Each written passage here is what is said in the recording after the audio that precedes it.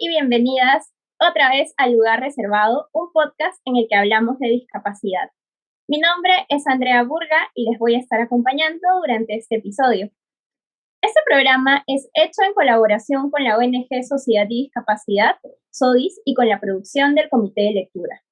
En este programa hemos venido hablando sobre los estereotipos a la comunidad de personas con discapacidad, estereotipos que han estado muy interiorizados y enraizados en nuestras sociedades.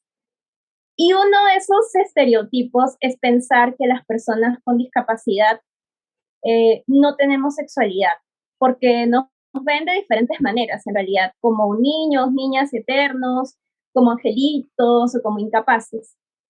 Y pensarnos como seres sin sexualidad invisibiliza un montón de cosas, entre ellas que puede haber personas con discapacidad, por ejemplo, con una orientación sexual distinta a la heterosexual, que es la hegemónica, o con una identidad de género disidente. Y para hablar sobre eso, hoy tengo el gusto de conversar con dos compañeros con discapacidad, bueno, una compañera con discapacidad visual y un compañero que se reconoce como una persona neurodivergente. Y ellos se reconocen como personas de la diversidad sexual. Mi primera invitada es Abigail Terán. Ella es estudiante de filosofía, se reconoce como una persona bisexual, activista por los derechos humanos y referente nacional de la comunidad LGTBIQ para la Unión Latinoamericana de Ciegos. Es una persona con discapacidad visual. También está con nosotras Fran Riva, un compañero y activista autista que se reconoce como una persona trans de género no binario. Tiene formación en consejería psicológica, con especialidad en autismo y diversidad sexual y género. Muchas gracias realmente por estar aquí conmigo. Estoy segura que su experiencia va a servir un montón para ilustrar a las personas sobre este tema.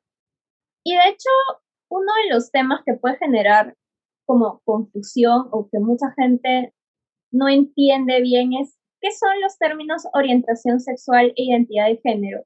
No sé si tú, Abigail, puedas explicar de manera súper sencilla qué es orientación sexual y luego tú, Frank, lo que es identidad de género. Bueno, yo asocio orientación sexual con lo que sucede, digamos, en el corazón.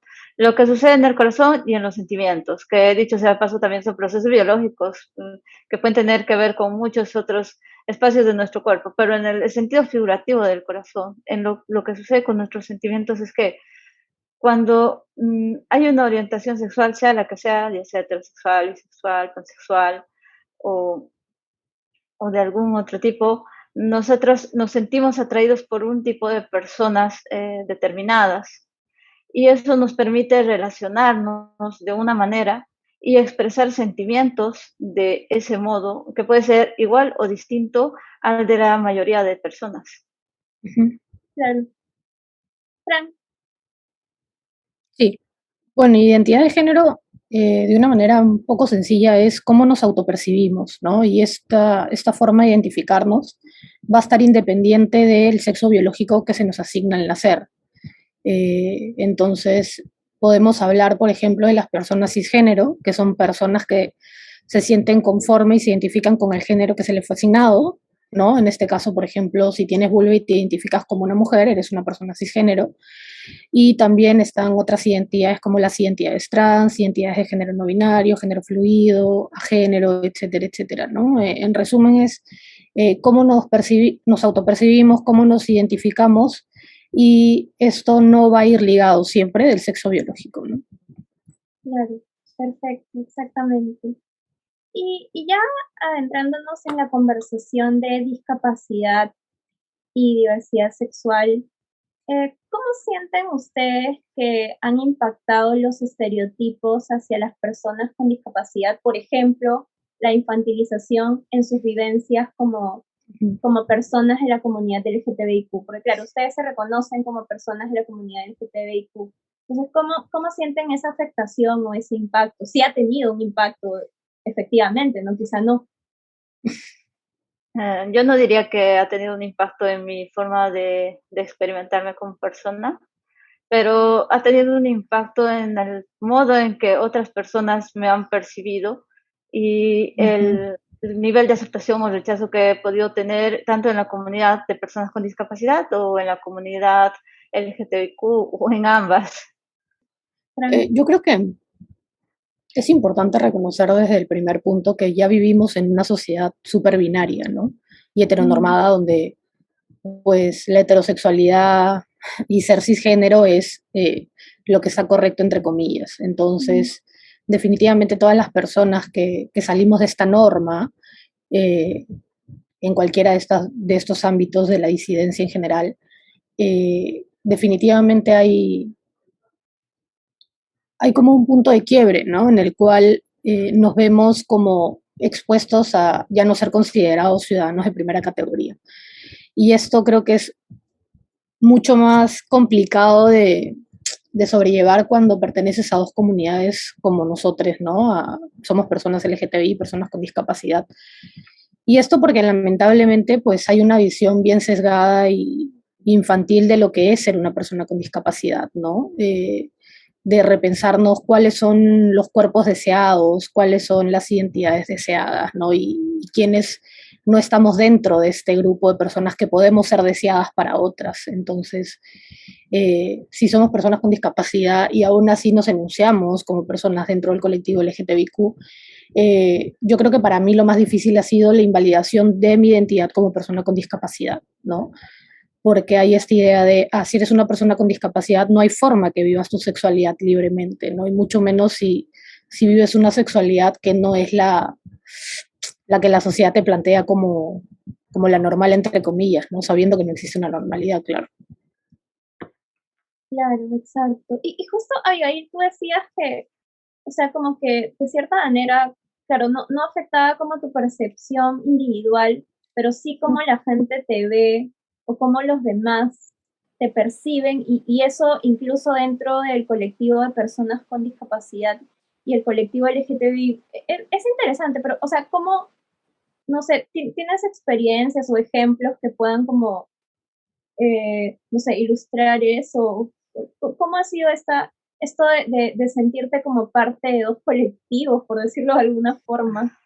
Sí, mira, yo recuerdo una de las primeras veces que llegué al mall, al Movimiento Homosexual de Lima, a la casa que tienen allá en Mariscal Mire, y llegué y estaba esperando, tocando el timbre y esperando en la puerta, y sale una chica y me dice, disculpe, se ha equivocado de lugar. Y, o sea, si le dices eso a cualquier otra persona con, no sé, lesbiana, porque ese era el lunes de lesbianas, yo creo que se va a sentir muy desplazada, va a sentir discriminación y precisamente eso es lo que no tienes que hacer. Pero ellos sí se daban el permiso de hacerlo conmigo porque sentían que no podía estar ahí. Entonces, al final vino la directora y les dijo, pero ¿por qué no le preguntan a dónde quiere ir? O al menos no le preguntan si está interesada en entrar a la reunión del mall, porque lo que están haciendo ustedes es al revés, o sea, en vez de llamar gente, sacarla. Y sí, sí hubo una crítica en ese aspecto. Creo que hay mucha teoría también, hay mucha teoría, las compañeras podemos alzar la misma bandera, caminar juntas, marchar juntas, pero de ahí a llegar a tener una relación de pareja con una de ellas, digamos, puede ser bastante, hay una distancia bastante grande. En lo teórico, perfecto, pero para un relacionamiento más cercano, probablemente los estereotipos sobre discapacidad pesan mucho. Del otro lado, lo que sucede es que las personas, especialmente la comunidad de personas con discapacidad visual, tiene muy marcados los estereotipos de la heteronormatividad y hay mucho rechazo.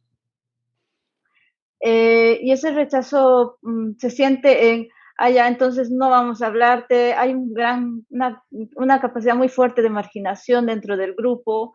Si, por ejemplo, tú has decidido decir que eres de la comunidad LGTBIQ, quieren invisibilizar tu trabajo, no importa si eres profesional, no te van a contratar o no te van a buscar para que hagas charlas de lo que sea que quieras hacer charlas, o van a impedir que tú hables por el colectivo de personas con Claro, discapacidad visual, ya. claro. Qué fuerte que es esta anécdota que cuentas, porque claro, o sea, tú fuiste, supongo que con ilusión a este lugar, o con alguna, no sé si ilusión, pero de repente con algunas expectativas, y claro, y que te dijeran, no, te has equivocado, ¿no? No, eso no es un lugar para ciegos. No sé, me imagino que, o sea, quizá no lo han pensado así, pero, o sea, No, sí lo han no, pensado así, o sea, lo que no lo han dicho. exacto, exacto. Yo también creo lo mismo. Es como que no ha sido el lugar para ciegos. No, esto no es la organización de ciegos nacionales. ¿Qué te pasa, no? Este, qué fuerte, qué fuerte. No sé cómo has sentido tú esta experiencia, Frank, de estar como en ambos colectivos. Si sientes como alguna identificación con lo que cuenta Abigail. Sí, es que es bien complejo, ¿no? Por lo que decía hace un rato y mencionaban ustedes también, hay esta primera siempre reacción automática capacitista de tú no perteneces a este espacio, ¿no? O tú no puedes estar en este espacio simplemente porque eres una persona con discapacidad. O sea, ni siquiera hay la intención de preguntar, ¿no? Como cualquier otra persona se le preguntaría, o sea, pero es capacitismo puro y duro, ¿no? Eh, yo siempre digo que ser autista y ser una persona con discapacidad y ser, perdón, una persona trans son parte de mi identidad, ¿no? Soy quien soy. O sea, yo creo que no sería Fran si no fuera trans, si no fuera autista. Pero, como mencionaba al inicio, para mí lo más difícil de pertenecer a estas dos comunidades es que mucha gente piensa que una lucha invalida a la otra, ¿no? Y el que nieguen tu identidad o el que nieguen tu condición simplemente porque perteneces al colectivo LGTBIQ o viceversa es frustrante y hasta cierto punto triste, ¿no? Porque es darte cuenta que la sociedad pues todavía le teme a lo diferente, todavía está como inmerso en que tiene que existir una normalidad y que estas dos identidades no pueden como cruzarse, ¿no? O eres una persona con discapacidad o eres una persona LGTBIQ, pero no, es como si no cabiera en la mente del 90% de la sociedad que podemos tener dos identidades, ¿no? Que son parte de nuestra identidad, mejor dicho.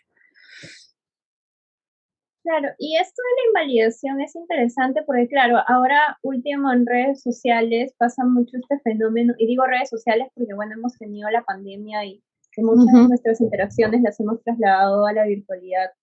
Es que, claro, cuando dices todes, por ejemplo, hay un montón de gente que dice inclusión es el braille, ¿no? Sí, sí, sí. Y Sí, la claro, inclusión es el braille. y es como si no pudieran ir en paralelo. Exacto, eso es lo que yo te decía, ¿no? Es como si la gente pensara que una lucha invalida a otra, y no, o sea, también es súper importante aprender braille, pero también es súper importante el lenguaje inclusivo para otra comunidad, entonces ninguna de las dos debería invalidar a la otra, ¿no? Pero es como siempre esta intención de restarle importancia a las luchas LGTBIQ, ¿no? Porque es como que no, pues es lo último a lo que le podríamos prestar atención, ¿no? Yo creo que lo que sucede es que hay dos fenómenos en los que yo me permito libremente criticar a las dos comunidades. La primera es que la comunidad LGBTQ ha normalizado que hay que tener un cuerpo de una manera, una forma de vestir y de ser, de crear eh, formas de vivir de una manera, y que ellos no quieren partir de otro lugar. O sea, hay un cierto conformismo de nosotros queremos ser de esta manera, nos vemos de una manera únicamente, y todo lo que va a transgredir eso no lo reconocemos.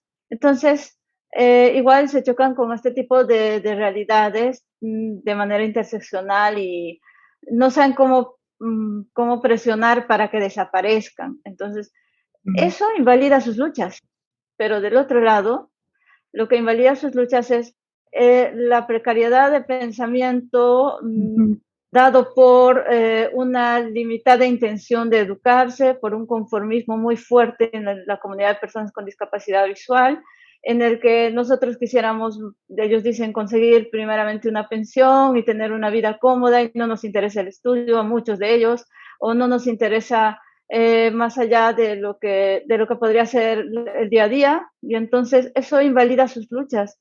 Y al generar esos discursos, lo único que terminan haciendo es que la sociedad empieza a entender que son espacios de segregación y que no vale la pena trabajar con ellos. Sí, o sea, es cierto. De hecho, incluso dentro de la comunidad de personas con discapacidad también hay mucha segregación, ¿no? Si lo pensamos, o sea, está por un lado las personas con discapacidad visual, por un lado las personas con discapacidad intelectual. Y claro, o sea, obviamente está bien porque pues cada comunidad tiene sus demandas muy específicas y particulares, pero también pues hay que hacer como ese match de interseccionalidad, ¿no? Ujú. Y creo que si entendiéramos eso desde la misma comunidad, también podríamos hacer el match con el feminismo. Bueno, yo soy feminista, eh, con la comunidad LGTBIQ y con el antirracismo también, ¿no? Que es algo Ujú. que es una lucha que también es súper importante, por lo menos en mi posición, ¿no? Entonces, no sé qué puedes decir sobre eso, Frank. Sí, totalmente de acuerdo contigo, ¿no? Yo creo que siempre digo, no hay que pensar que nuestra lucha es la única ni la más importante, o sea, también hay que dejar un poco el privilegio que tenemos en torno a nuestras realidades y ver un poco más allá, ¿no? Y también saber que hay otras luchas, otros colectivos, otros compañeros que también tienen sus luchas y que también son válidas y yo digo, cada vez que puedo, soles no vamos a poder ganar ninguna lucha, ¿no? Tenemos que crear redes, tenemos que crear alianzas y si no lo empezamos a hacer nosotros mismos, es que somos las personas que vivimos nuestras condiciones, que somos las personas que sabemos nuestras demandas, las dificultades que la sociedad pone, eh, nadie más lo va a hacer, ¿no? Entonces, si no empezamos a crear alianzas, redes y entender que todas las luchas son válidas, va a ser bien difícil.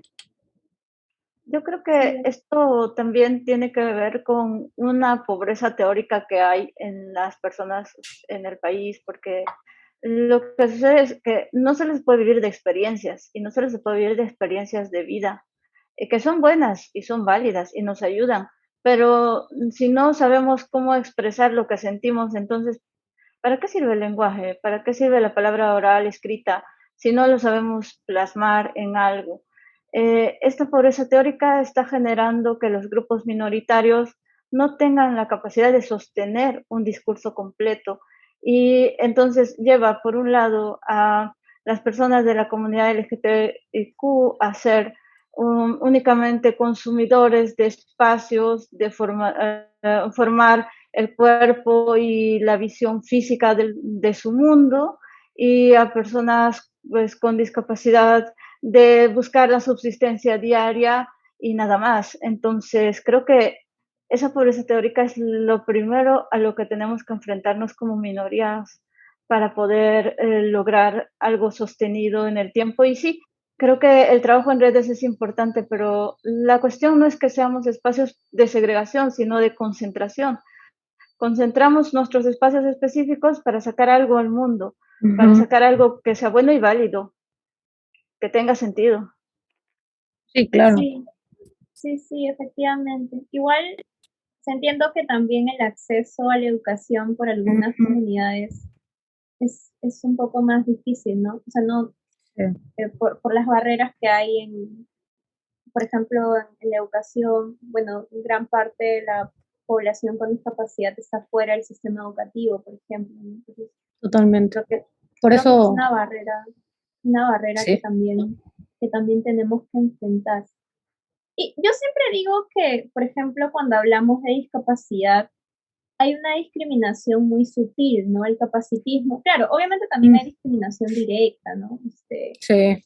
Pero siento que también hay discriminación bastante sutil, por decir, o sea, igual impacta en nuestras vidas, pero no es como tanto no te dejo entrar a un lugar, ¿no? Sino que es de repente esto de preguntarle algo a tu acompañante y no a ti, ¿no? Que eso es lo que Mm, pasa a veces con las personas con discapacidad, ¿no? Yo diría que es una discriminación un poco más sutil, igual impacta, pero un poco más indirecta. Y cuando hablamos de comunidad LGTBIQ, pues siento que la discriminación es a veces más directa, ¿no? Es como los crímenes de odio, ujú. lamentablemente, la violencia a las mujeres trans, a los hombres trans y a las personas trans no binarias también.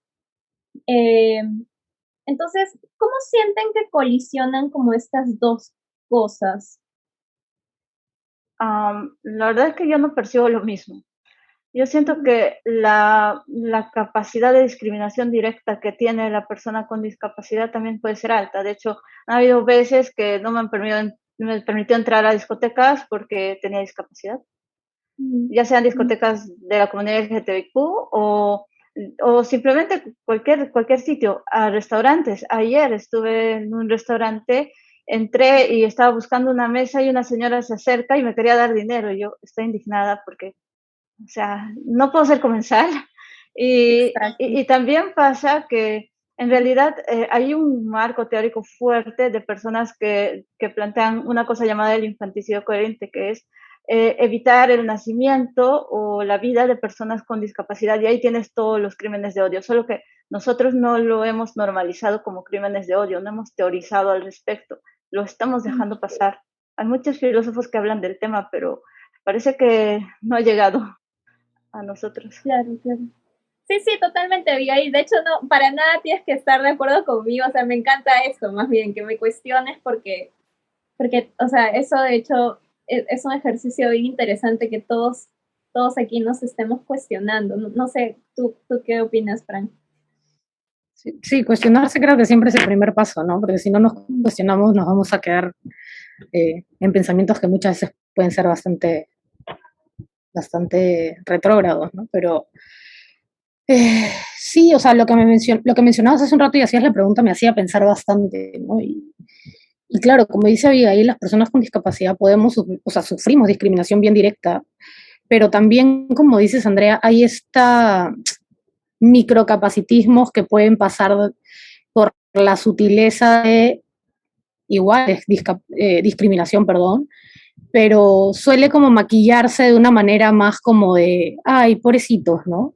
No te estoy discriminando, pero ay, pobrecito, mejor le hablo a su papá o a su mamá, fácil él no me va a entender, ¿no? Entonces, claro, no es una discriminación tan directa en el sentido de, pero no te estoy tratando mal, simplemente estoy pensando que no puedes, ¿no? Que es la típica. A diferencia, claro, de la comunidad LGTBIQ+, que al menos yo como persona trans nunca he sentido esta discriminación sutil, ¿no? La discriminación es pura y dura y bien directa, o sea, es como, y me ha pasado muchas veces, por ejemplo, que en espacios me enuncio como una persona autista y el trato es, ay, qué chévere, ¿no? Hasta, ay, qué lindo, el autista, ¿no? Pero seguido de eso digo, soy una persona trans y el trato cambia, perdón, dislexia me juega malas pasadas. El trato cambia y es como, ya no es el lindo, ¿no? Es como, ¿cómo? No puedes ser autista, pues si eres trans, ni que eres autista. Entonces, ya ahí la sutileza se fue. O sea, ya les valió tres pepinos y se fue la sutileza. Claro, claro, sí, sí. Sí, y de hecho esto que también dijo Abigail me dejó pensando en esto de, supongo que tú lo has leído, Abigail, de cuando en la Alemania nazi se asesinó a personas con discapacidad con total impunidad, ¿no? Y tú Sí, también, sí. Fran. Sí, Entonces, claro. o sea, claro, uno puede decir que es sutil porque es, o sea, porque es que lo que pasa es que como nos ven como pobrecitos, es como que al pobrecito que le vas a hacer daño, ¿no? Aja, Pero en realidad si pudieran hacerlo, sí lo harían, sí lo porque en harían. Alemania No, de nazi se hecho lo hizo. hacen. De Sí, hecho lo claro. hacen. Yo no solo he leído o sea, siento que estoy muy metida en tema de bioética porque creo que ese es el factor potencial para trabajar el tema de discapacidad, porque yo he visto que en la Amazonía se matan personas con discapacidad cuando nacen. O sea, me ha tocado por mí misma, por mi propia voluntad observar ese tipo de trato y los tratos que dan las familias a los niños, porque yo he crecido también en un internado para invidentes, era como, hola, sí, te vas a quedar aquí, vas a estudiar. No volvían nunca más. Y el niño juraba que su papá iba a volver, pero los padres ya nunca volvían. Entonces yo decía, ¿qué pasó aquí? O sea, no se supone que íbamos a estar solo hasta fin de año y nos quedamos 2, 3, 4 años y no sabíamos absolutamente nada de nuestras familias. Vale, qué fuerte, exacto. La segregación así tan directa, en realidad sí sigue vigente, no solo que claro, a veces no nos detenemos a pensarlo, justamente también por nuestros espacios de privilegio, ¿no? Porque la verdad es que yo también soy una persona bastante privilegiada. Entonces, sí. pues, pues bueno, y en relación, ahora por ejemplo se habla mucho de educación sexual integral. Es un tema que se ha levantado mucho desde los feminismos y que también se está hablando un poco de educación sexual y discapacidad, poquito, pero por ahí algo están levantando algunas organizaciones, ¿no? Entonces, ¿ustedes creen que la ESI, o la educación sexual integral, debería tener una perspectiva de discapacidad y diversidad sexual también? O sea, porque siento que se habla muy poco del tema. Definitivamente, ¿no? Yo creo que la educación sexual integral debería ser para todos. Entonces, en este todes, pues tenemos que estar todas las personas disidentes, con discapacidad, neurodivergentes, etcétera, etcétera, ¿no? Porque si no, vamos a seguir cayendo en la discriminación de que algunas personas somos merecedoras de vivir nuestras sexualidades y saber de sexualidad y de ser reconocidas como cuerpos, como personas que habitamos cuerpos sexuales, ¿no? Para mí todo tendría que tener una perspectiva de diversidad, desde las muñecas con las que juegan los que quieren jugar y los carros con los que juegan los que quieren jugar, las marcas de ropa, los comerciales de la cosmética, todo, la educación sexual, la educación que se imparte en lugares públicos, privados, la educación que se imparte en escuelas populares, no reconocidas por el Estado, todo. Sí, efectivamente. O sea, efectivamente deberíamos pensar a mirar con este enfoque como interseccional y cuestionador, ¿no? Donde pues cuestionamos todos estos roles y todos estos estereotipos, ¿no? Porque claro, incluso en cosas tan básicas como la infancia y los juguetes, o sea, en realidad te encuentras pues con harto estereotipo y está súper bueno cuestionarlo.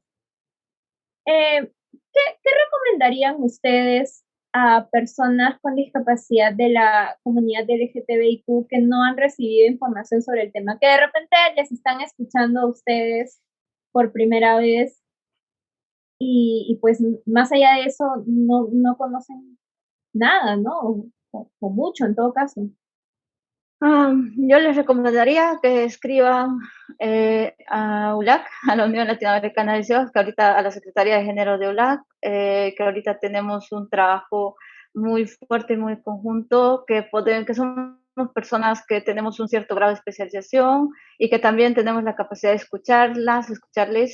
escucharlos, y eso es importante, porque la verdad, si les dijera, busquen información, lo que va a pasar es que van a encontrar información que no va a satisfacer lo que son.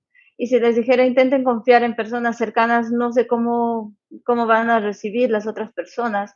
Si les dijera, vayan a comunidades a espacios de comunidad LGTBIQ, no sé tampoco si los van a recibir bien, así que prefiero llamarlos al espacio donde estoy trabajando, que sé que es seguro, que es un espacio donde se respeta mucho la diversidad y desde ahí apoyar a todos y todas quienes quieran y puedan. Perfecto, me encanta, Abigail. ¿Tú, Fran? Nada, yo creo que el primer paso es buscar información en internet. A veces no sirve de mucho en realidad, sobre todo porque no estamos seguras que la información que estamos leyendo sea una información respetuosa. Por eso siempre digo que la gente que busca información en internet, que muchas veces es el primer paso, cuestione todo lo que lea, escuche o vea, ¿no? Y para mí lo más importante y lo que me sirvió, y hablo desde mi experiencia, es acercarme a grupos o personas que tengan vivencias parecidas a las mías, ¿no? Personas con discapacidad que pertenezcan a la comunidad, colectivos, agrupaciones que nos puedan ayudar a sentirnos parte de, ¿no? Y a muchas veces también vernos reflejadas en otros nos ayuda a entender y sobre todo a no sentirnos soles, ¿no? Y ya para finalizar, ¿qué le dirían a la comunidad en general? Yo sé que es una responsabilidad muy grande o sea, y en realidad a la comunidad que está abierta, ¿no? Porque quizá en este podcast nos va a caer hate, no lo sé, pero, o sea, hay que saber que lamentablemente estamos todavía en una comunidad que es un poco cerrada, ¿no? Al tema, que muchas veces le cuesta cuestionarse sobre discapacidad y mucho más sobre discapacidad y sobre comunidad LGTBIQ, mucho más. Pero digamos que, ¿qué le dirían a las personas que están como un poco abiertas al tema, ¿no? Que decidieron, por ejemplo, escucharnos, vernos y que se están repensando o están en ese camino de repensar sus actitudes? A ver, a la comunidad más abierta les diría que nos escuchemos mucho, que hay muchas posibilidades para compartir experiencias y compartir espacios de reflexión, y eso les va a permitir decidir cada vez que escuchas algo. Lo que pasa es que tú permites o no que eso cambie tu forma de comprender el mundo, y de qué modo y hasta qué punto va a cambiar. A la comunidad cerrada le diría que a veces los seres humanos hacemos lo que nos conviene, y si te conviene encontrar un aliado para alguna causa que quieras hacer, no le des la espalda a quien podría ser tu aliado en el futuro. Así que tiene sentido que escuches un poquito más a fin de que por alguna razón esa persona pueda darte algún apoyo, concediéndote también un poco de ayuda en el futuro. ¿Y tú, Fran? Nada, yo les diría en realidad que nos sigan escuchando, ¿no? No hay nada mejor que escuchar las propias voces de las personas con discapacidad, de las personas LGTBIQ, para realmente entender qué es vivir siendo una persona con discapacidad o siendo una persona LGTBIQ o de cualquier otra comunidad, ¿no? Si bien es cierto, la teoría, los cuidadores, los profesionales nos van a dar mucha información, muchas veces acertada e importante, pero nada mejor que escuchar a la propia comunidad, ¿no? Exactamente, escucharnos y escuchar a las personas de la comunidad LGTBIQ es súper importante, y además la comunidad LGTBIQ con discapacidad, que lamentablemente no es un tema muy visible y que justamente queremos ayudar un poquito a visibilizar, porque obviamente creo que el programa se nos queda corto para hablar de todo lo que quisiéramos. Además, yo sé que a Abigail le encanta hablar sobre teoría, entonces yo sé sí, que sobre experiencias con abscesitas y un montón de cosas más. Yo sé que nos queda el programa muy corto, pero realmente espero que sirva y esperamos que sirva para poder un poco abrir espacios, abrir algunas mentes y poder justamente dar a conocer que las personas con discapacidad también podemos activar por otros movimientos y también podemos ser parte de otros movimientos. Muchísimas gracias, chicos, y pues nos estamos escuchando y viendo en otro episodio de Lugar Reservado. Muchísimas gracias.